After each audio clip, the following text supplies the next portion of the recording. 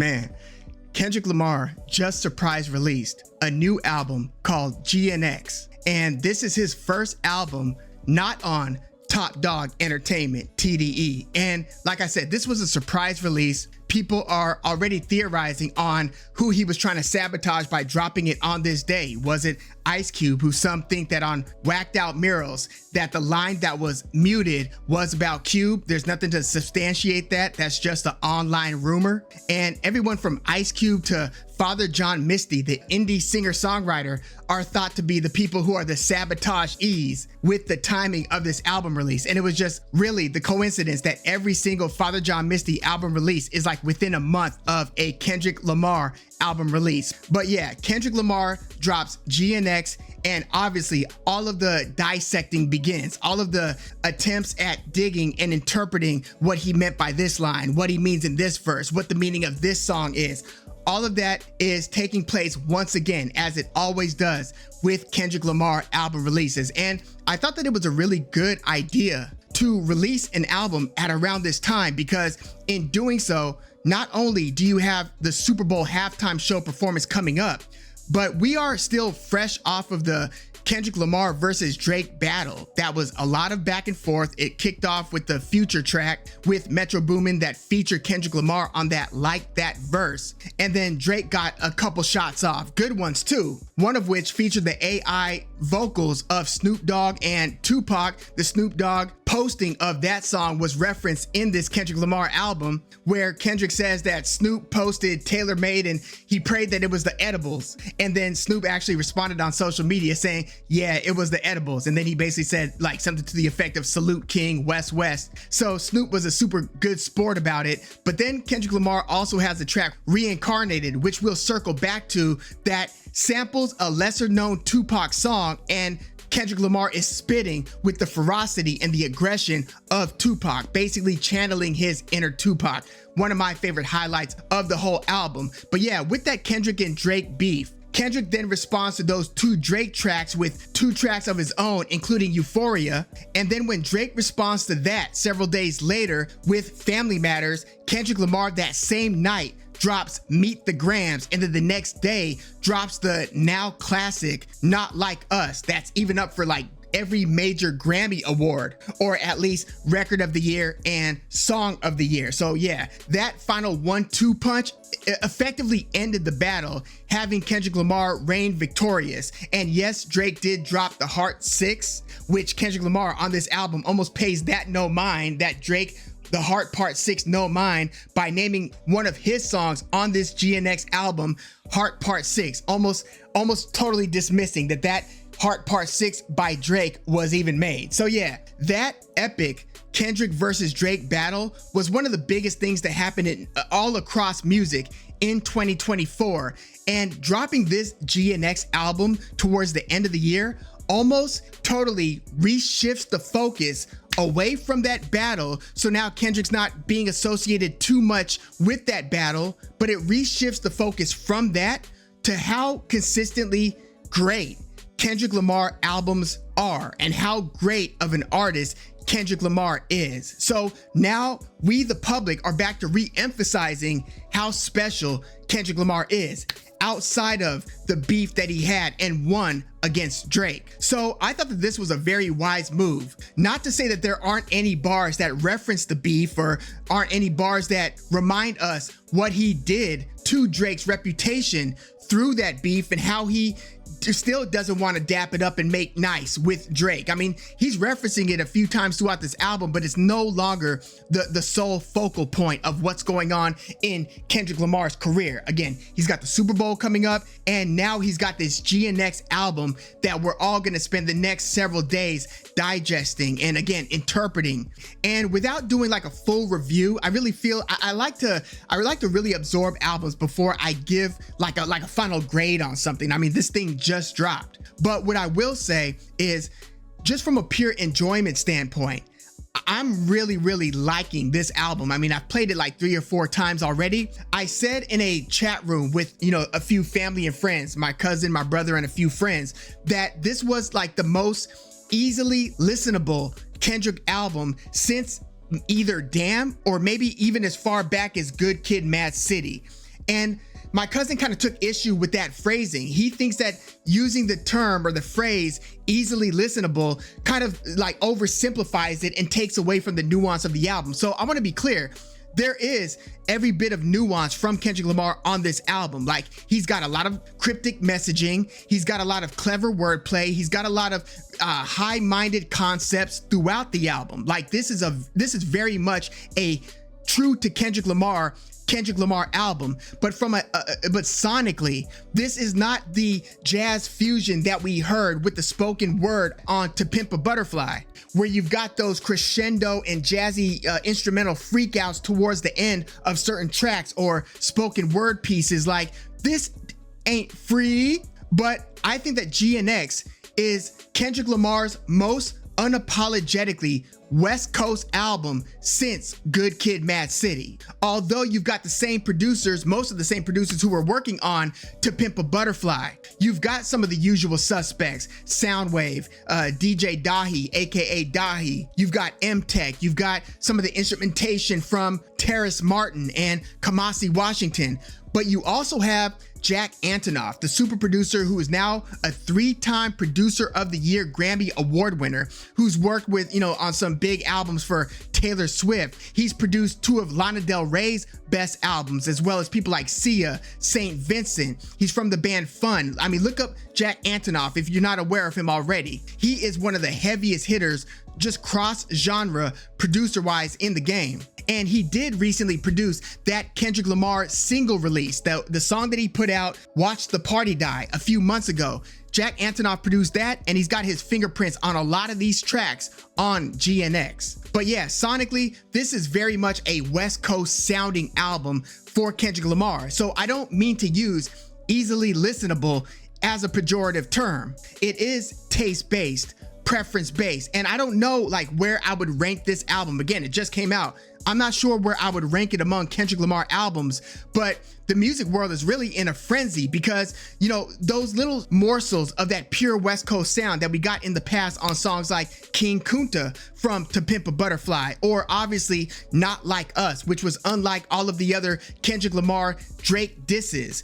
It was a DJ Mustard beat, so it sounded like something that could easily have been the beat backing a YG single. And on this album, we've got a couple Mustard beats, and we've got a very hilarious Mustard like call out from Kendrick Lamar, and Mustard said that he might use that as his new producer tagline. We'll see. But yeah, for lovers of the West Coast sound, this has a lot of it. Now, it does also have some production that is more, or should I say less, region specific, but you do have a lot of West Coast sound here. And you do have the song like Heart Part 6 that samples SWV's Use Your Heart, and that was kind of like a R&B-ish sampled throwback in the way that Poetic Justice, that featured Drake back on Good Kid, Mad City, similar kind of callback, hearkening to that 90s R&B sound. But the Heart Part 6 is a very good storytelling track where he's talking about the foundation of TDE, and he's kind of explaining his reasoning for leaving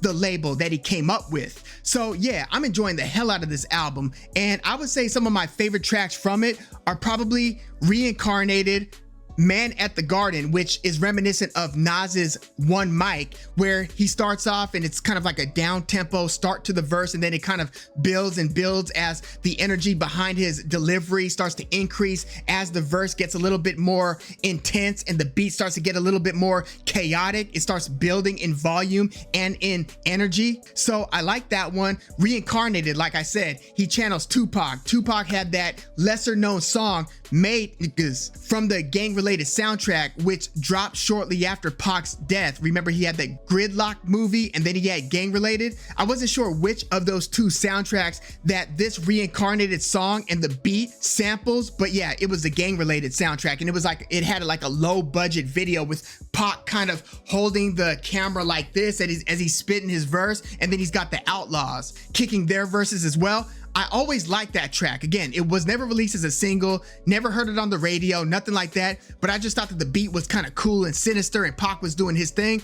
Well, the moment I was, listening through this album and then track 6, Reincarnated, came on, it just sent chills because of, I instantly recognized, I'm like, oh my God, he's sampling that made Tupac song. Not only that, but his delivery is channeling his inner Tupac, where he's got that roar going on in his delivery. I love that track. And in the verses, he's basically explaining or describing living his past lives of these past entertainers who were troubled entertainers, suffering depression and substance abuse. You know, there are theories on who the first one is. He's talking about like carrying a guitar. Somebody said John Lee Hooker, although I thought that it was Jimi Hendrix to begin with. Somebody else said Jackie Wilson, who was the 50s soul singer and 50s and 60s soul singer who sang "Your Love Is Making Me Higher" and Lonely Teardrops. Those were Jackie Wilson's two of his biggest songs. And then in the second verse, you know, some people think that is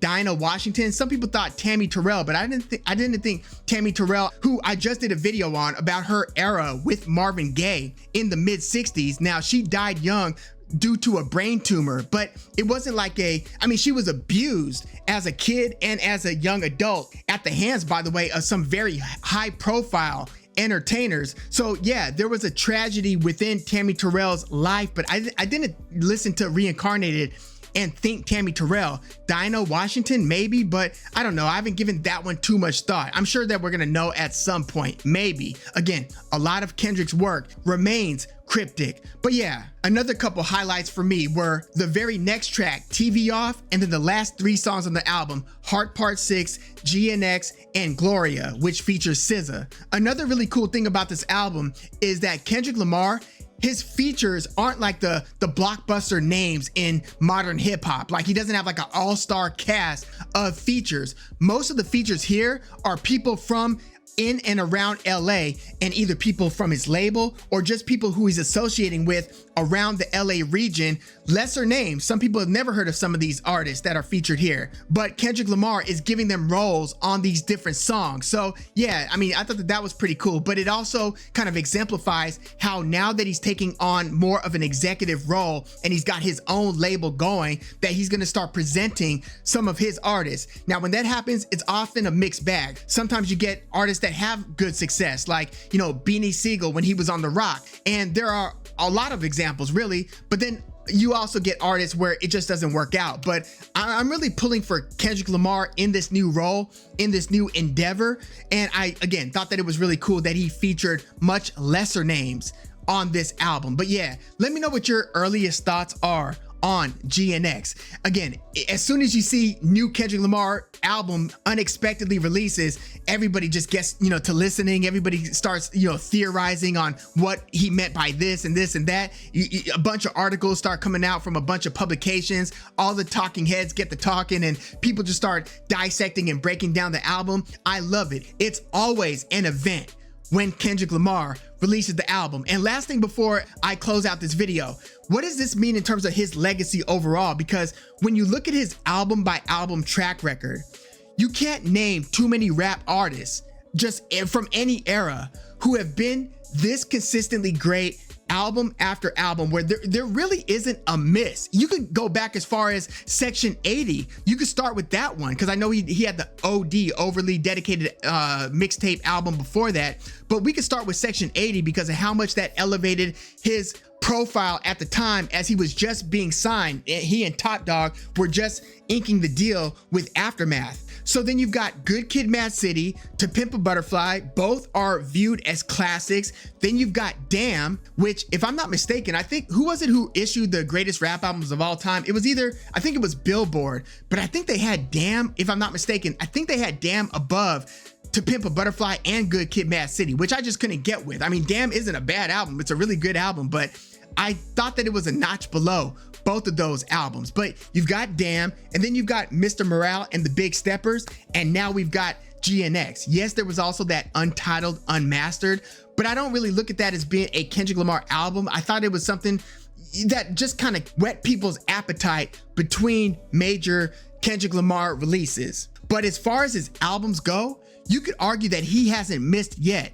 And when you talk about who else in the hip hop space has that, you know, consistent of releasing their first few albums. I mean, some artists come out the gate with 2 great albums to kick things off. and then maybe the third or fourth album, then they have like one miss in there somewhere. And like when you think about like Jay-Z, his first few albums were spectacular. Of course, fans preferred some albums more than others. Or like look at Kanye West. I would say that he didn't have one miss from his College Dropout debut up to, let's say, Yeezus, even though some at the time thought that 808s and Heartbreaks was a miss. But if you look at how the reputation of that album has grown over the years and how it's proven to be influential in kind of shaping some of the styles to come in the following years, I would say that no, that was not a miss. It was a shift, and it was an influential shift sonically. And so I think that that's a very important album. But I would say with Kanye, from College Dropout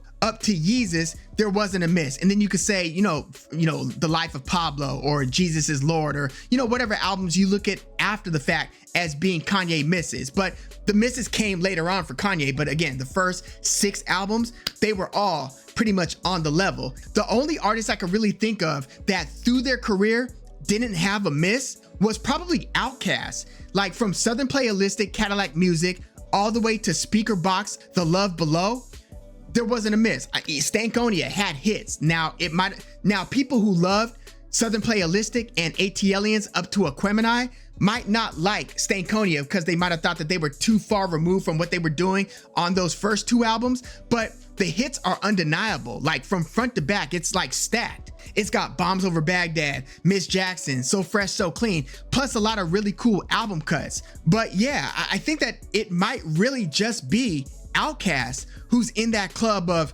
the whole discography does not feature one miss. Now, Outkast did have the Idlewild soundtrack, but I don't look at that as being an Outkast album. But yeah, let me know what your early thoughts are on GNX. What are your favorite songs? Are there any misses on this album for you? Like what songs were you just like, nah, that ain't it? And if you could already make your mind up on where this album stacks up among Kendrick Lamar albums, let me know where you would place it in the comments. Like the video, subscribe to the channel if you love hip hop like I do. I'm Woog. Thanks for tuning in.